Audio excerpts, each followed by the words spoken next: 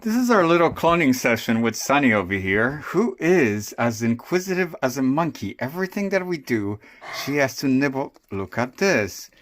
It's a willow branch.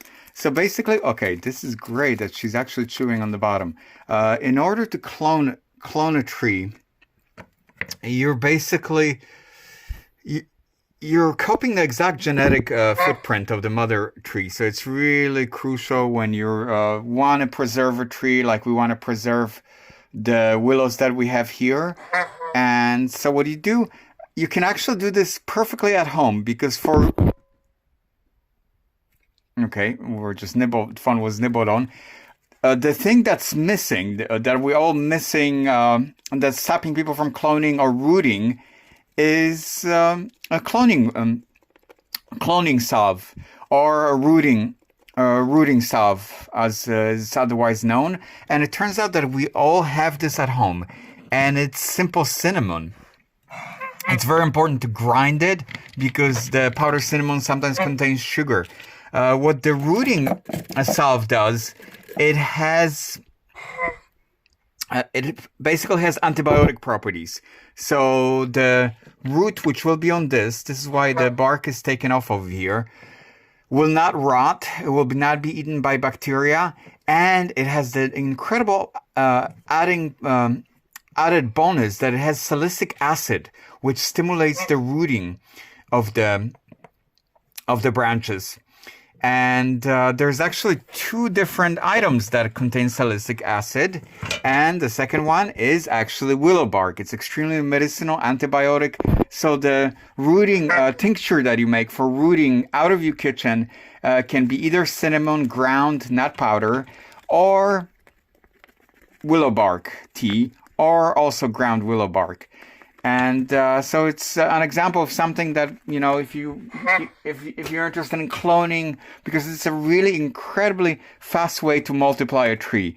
It's extremely, out of one tree that you want to preserve, if you have a very special tree, like a family tree, like the willows that we have here, or apple trees, it's an excellent process for multiplying, except something you have to keep in mind, that it works the best on bushes and shrubs. Fruit shops, halceas, and a couple other genuses and families. With trees, it's a little more tricky, except the willow. So what do? You roll it in the rooting structure, our rooting tincture, rooting salve, that's basically homemade. You coat it in there, and then there's two ways of actually propagating it from cloning. One is water, which we have here, and it's covered over here because roots cannot be exposed to sunlight. So this is going in water, and we're coating this one also with the our rooting salve or tincture, whatever you want to call it. I think it's most of the time called. And Sunny just laid down. Nicely laid down. Okay, your butt is supposed to be on the rug, but okay. Geese poop isn't that horrible. It's a little bit like a Tootsie Roll. I have a bucket over here for going to the garden the next day. And actually, but this is the counter, so we'll move it a little more over here. Yes, Sunny. Okay, now you're covered. And you're very comfortable over here. As soon as we come to the end of the job, so the second way of propagating is basically in soil. Oh my God, she has her butt right next to the containers, ready to fertilize, Sunny. Excellent. And if you look at those containers, they're all zero waste jars from food products, and this is lanterns from the candles from the cemetery. So this is why they're all different.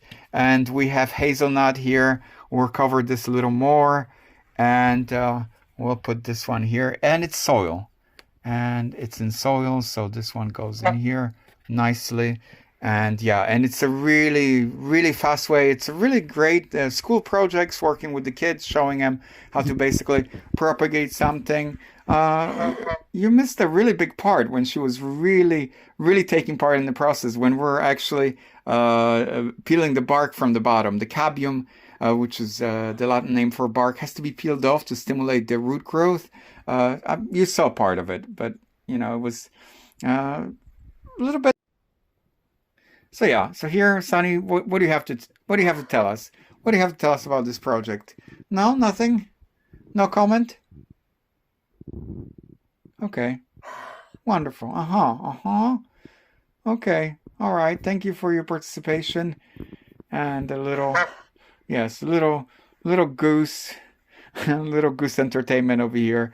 All right. So we're ready to go. We'll put them on top of the counter, next to our pickle jars. And eventually we'll be putting all the pickle jars in cupboards so they're not in the sun. And this will be exposed so we can water it. And the plan is to basically just all fill it in there and then have it all nicely just full of growth and sample.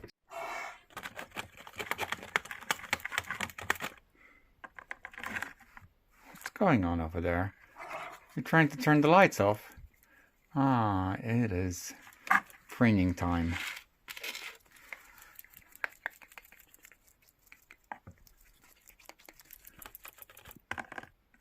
And I think what it is, I think Sunny has to clear her teeth very well.